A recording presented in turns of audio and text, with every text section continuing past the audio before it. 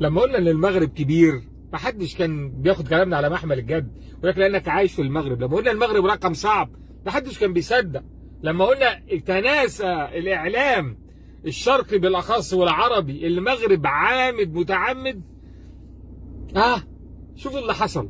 شوفوا بفضل الله سلسله نجاحات بتنتهي بتتوج بان المغرب بينظم كاس العالم مونديال 2030 يا بشر. مونديال 2030 اول مره هيكون بيتعمل في 3 قارات، قارتين اللي هو افريقيا واوروبا، المغرب واسبانيا والبرتغال، وفي تفصيله كده خاصه بالارجنتين واورجواي وباراجواي.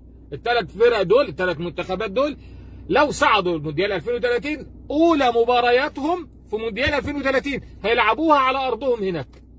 ليه؟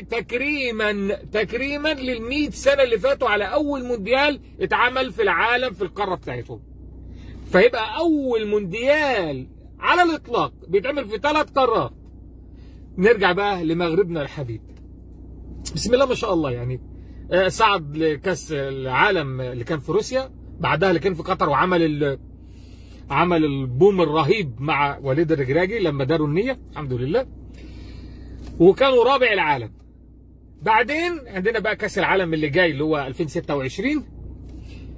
المغرب ان شاء الله عنده مونديال، عنده كاس الامم الافريقيه المره دي اللي هتتلعب المره اللي جايه ديت مونديال 2023، وبعد كده هينظم 2025، وبعد كده بينظم 2030 مونديال العالم كله هيكون في المغرب وفي اسبانيا وفي البرتغال. المغرب الحمد لله اللي زف الخبر الاول كان الملك محمد السادس بيهني المغاربه بهذا الامر.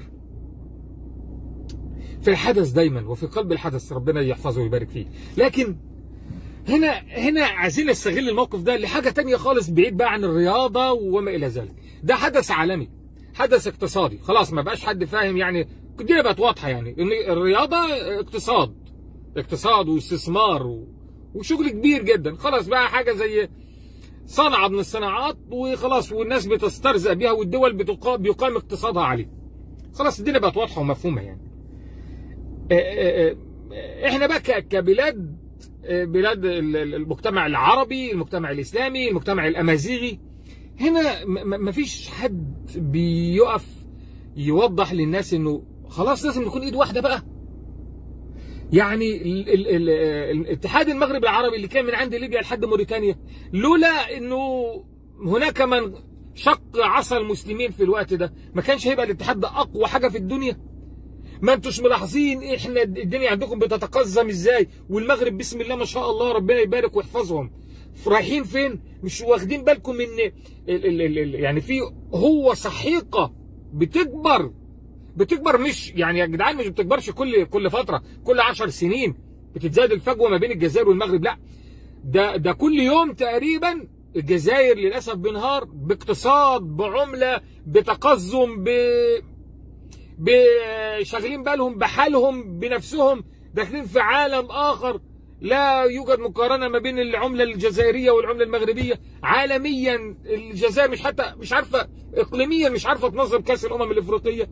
التصويت كان عامل ازاي على الجزائر؟ 0 صوت للجزائر.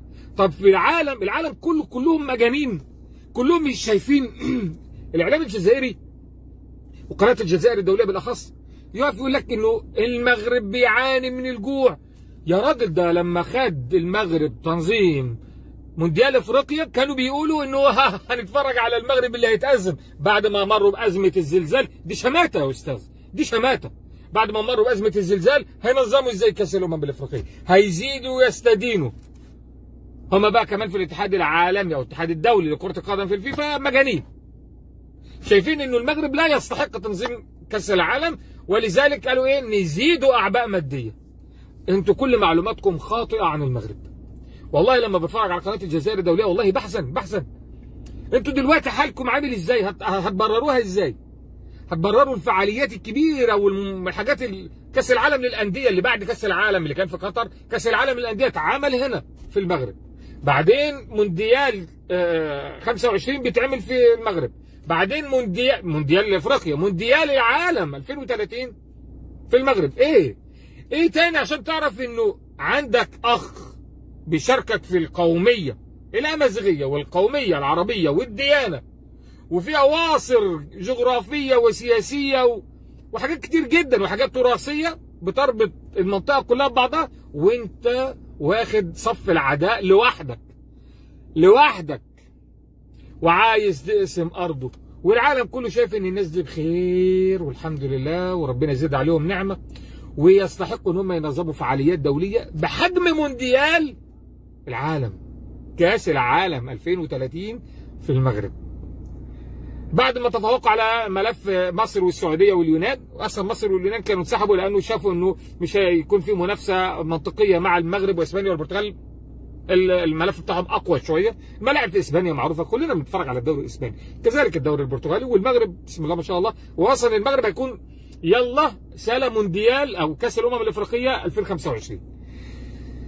الله يزيد على هذا البلد النعم. البلد دي بسم الله ما شاء الله طيبه وناسها طيبين، وكل الاخبار اللي فيوميا مليئه بالخير. انا في ازمه يعني زلزال اقليم الحوز قلت انه في كل محنه ربنا بيبعت منحه، فسبحان الله ربنا بيرسل يعني الاخبار الساره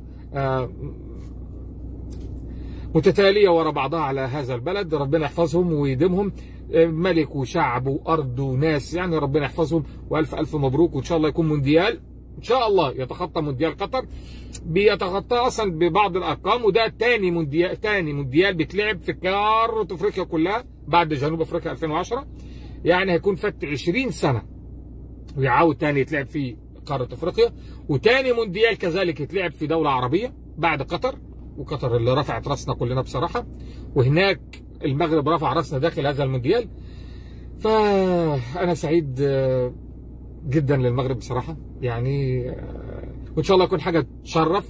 واصلا انا ما عنديش اي ذره شك في انه اي فعاليه دوليه بتتعمل في المغرب بتكون حاجه تفرح وحاجه نرفع بيها الراس ونقول ها دي بلادنا العربيه والاسلاميه.